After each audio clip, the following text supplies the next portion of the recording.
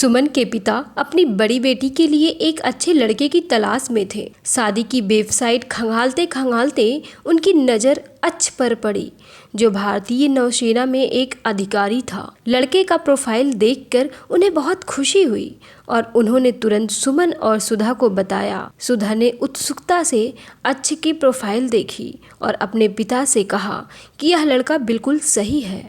परिवार को लगा कि अच्छ जैसा लड़का उनकी बेटी के लिए एकदम परफेक्ट है और उन्होंने अच्छ के परिवार से मिलने का फैसला किया। जब दोनों परिवार मिले तो सब कुछ बहुत अच्छा रहा। अच्छ को भी सुमन पसंद आई। दोनों परिवार ने मिलकर शादी की तारीख तय की। सुमन के पिता और सुधा ने अच्छ से बात की। सुधा ने अच्छ से साफ साफ कह दिया, जीजू हम ज़्यादा दहेज नहीं दे पाएंगे। अच्छ ने बड़े प्यार से जवाब दिया, 15 लाख में सब कुछ कर दो, जिसमें सामान भी शामिल रहेगा। सुधा ने इस बात पर कोई आपत्ति नहीं जताई और मान गई। उसे लगा कि अच्छ जैसा नेवी ऑफिसर जो सुमन से इतना प्यार करता है, उसके लिए यह रकम कोई मायने नहीं रखती होगी।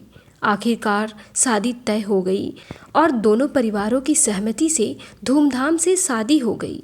शादी के बाद सुमन और अच्छ की जिंदगी एक नई दिशा में चली। सुमन अपने पति को पाकर बेहद खुश थे, लेकिन उसे नहीं पता था कि यह खुशी सिर्फ कुछ समय के लिए ही थी।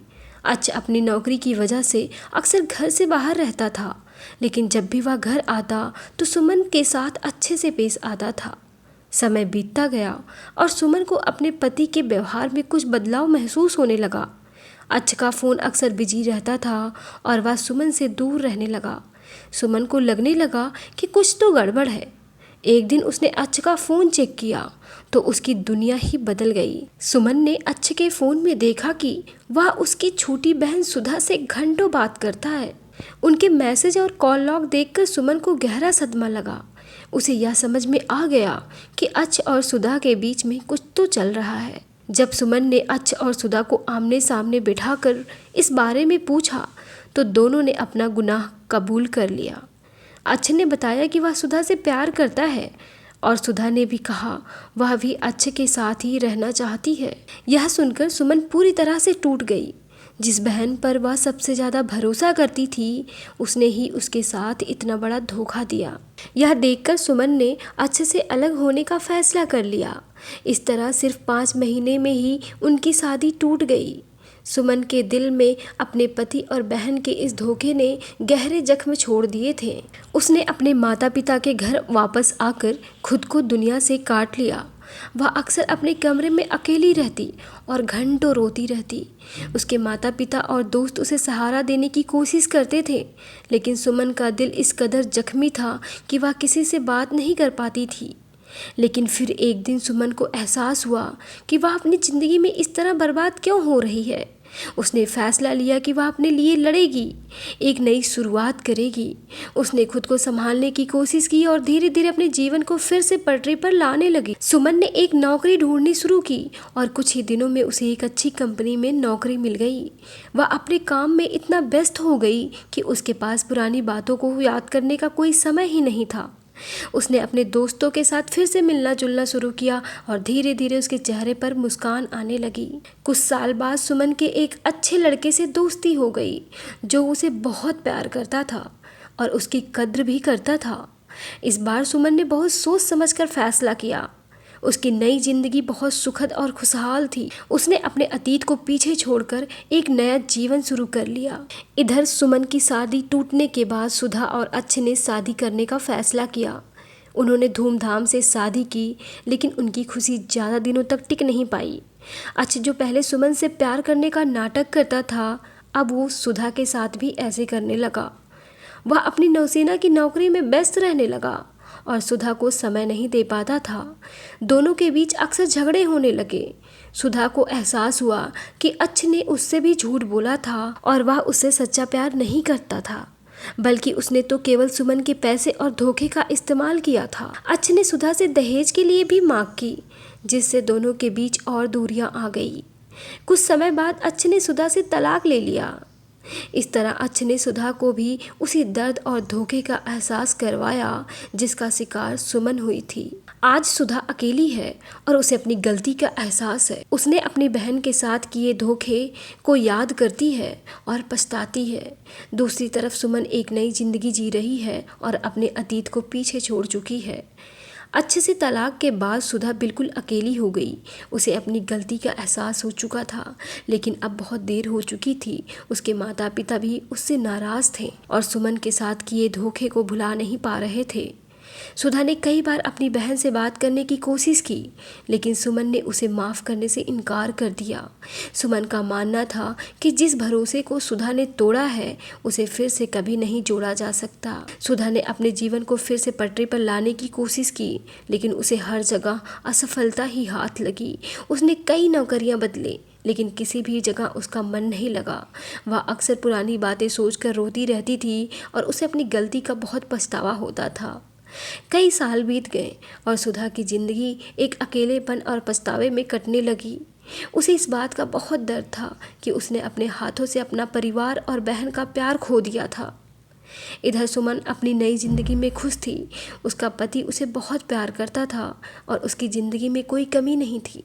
लेकिन एक दिन उसके पति ने उससे पूछा, क्या तुम अपनी बहन को माफ़ कर सकती हो? सुमन पहले तो चुप हो गई, लेकिन फिर उसने सोचा कि वह अब खुश है और उसे अपनी बहन से नफरत करने की कोई ज़रूरत नहीं है। उसने फैसला किया कि वह अपनी बहन को माफ़ कर देगी। अगले दिन सुमन अपनी बहन के घर गई और उसे गले लगा लिया। दोनों बहनें बहुत रोईं और सुमन ने सुधा को माफ़ कर दिया। सुधा को लगा कि उसे ज़िंदगी में दूसरा मौका मिल गया है।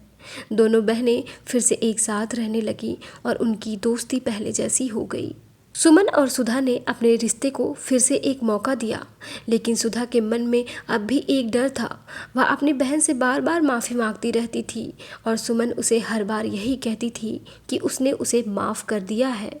एक शाम जब सुमन अपने पति के साथ बैठी थी तो उसके पति ने कहा, सुमन, तुम अपनी बहन को माफ़ तो कर चुकी हो, लेकिन तुम अभी भी पूरी तरह से खुश नहीं हो। जब तक तुम अपनी बहन के साथ हुए धोखे को पूरी तरह से नहीं भूलोगी, तब तक तुम आगे नहीं बढ़ पाओगी। सुमन ने सोचा और उसे एहसास हुआ कि उसका पति सही कह रहा है। उसने अपनी बहन के साथ हुई उस घटना को भूलने का फैसला किया। सब कुछ ठीक चल रहा था, लेकिन एक दिन अचानक सुमन के घर का दरवाज़ा खटखटाया। दरवाज़ा खोला तो सामने अच्छ खड़ा था। अच्छ की आंखों में पछतावा और उदासी साफ झलक रही थी। वह सुमन से माफ़ी मांगने आया था। अच्छ ने सुमन से कहा, मुझे माफ़ कर दो सुमन, मैंने बहुत बड़ी गलती की है। मैंने तुम दोनों को धोखा दिया और आज मैं अकेला हूँ, मुझे माफ़ कर दो। सुमन ने अच्छ को देखा, लेकिन उसके दिल में अब उसके लिए कोई जगह नहीं थी। उसने अच्छ से कहा, मैंने तुम्हें माफ़ कर दिया है अच्छ, लेकिन अब हमारे बीच में कुछ नहीं है, तुम यहाँ से चले जाओ। अच्छ ने सिर झुका लिया और वहाँ से चला गया। उस दिन सुमन को एहसास हुआ कि वह पूरी तरह से आज़ाद है और उसने अपने अतीत को हमेशा के लिए पीछे छोड़ दिया। अच्छ के जाने के बाद सुमन का मन शांत हो गया था, लेकिन सुधा के मन में अभी भी बेचैनी थी।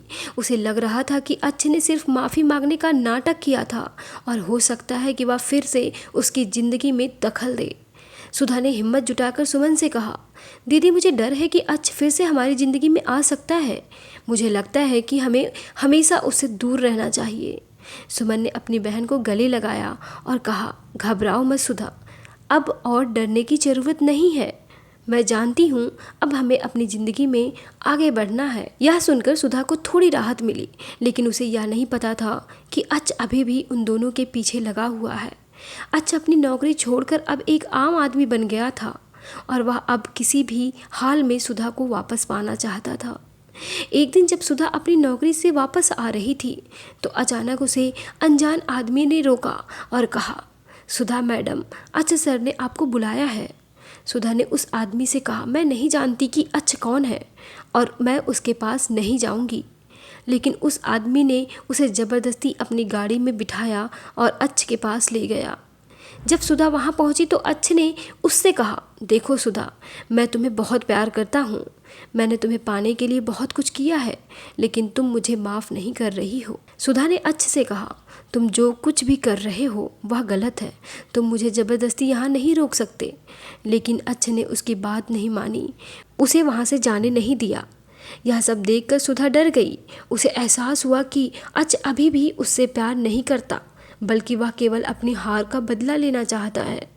उधर जब सुधा रात तक घर नहीं लौटी तो सुमन को चिंता हुई। उसने सुधा को फ़ोन किया, लेकिन वह बंद था। सुमन ने तुरंत अपने पति को यह बात बताई। सुमन और उसके पति ने मिलकर पुलिस में रिपोर्ट लिखवाई। पुलिस ने जांच शुरू की और कुछ ही घंटों में उन्हें पता चल गया कि अच्छ ने सुधा को अगवा कर लिया है। पुलिस ने अच्छ के अड्डे पर छापा मारा, उसे गिरफ्तार कर लिया। अच्छ को पुलिस ने जेल भेज दिया। अच्छ के जेल जाने के बाद सुमन और सुधा ने आखिरकार राहत की सांस ली। यह घटना एक कड़वे सच की तरह है, जिसने उन्हें यह सिखाया कि जीवन में धोखे और मुश्किलों का सामना डटकर करना पड़ता है। सुमन ने अपनी बहन सुधा को अपने घर में रहने के लिए कहा और दोनों बहनें फिर से एक परिवार की तरह रहने लगी। सुधा ने सुमन के घर पर एक छोटा सा बुटीक खोला, जिसमें वह सुंदर कपड़े डिजाइन करती थी। सुमन ने भी उसकी पूरी मदद की। सुमन के पति ने भी उन दोनों बहनों का पूरा साथ दिया। उन्होंने हमेशा यही कहा कि परिवार एक दूसरे का साथ देने के लिए ही होता है। कुछ सालों बाद सुधा को एक अच्छा लड़का मिला, जो एक डॉक्टर था।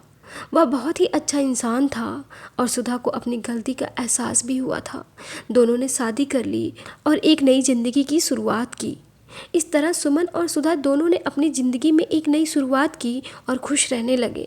यह कहानी हमें सिखाती है कि चाहे कितनी भी मुश्किलें आ जाएं, हमें कभी हार नहीं मानना चाहिए और हमेशा अपने परिवार का साथ देना चाहिए, चाहे वो किसी भी स्थिति में हो। थैंक यू दोस्तों। अगर ये कहानी आपको पसंद आई हो तो चैनल को लाइक, शेयर एंड सब्सक्राइब कर लीजिएगा।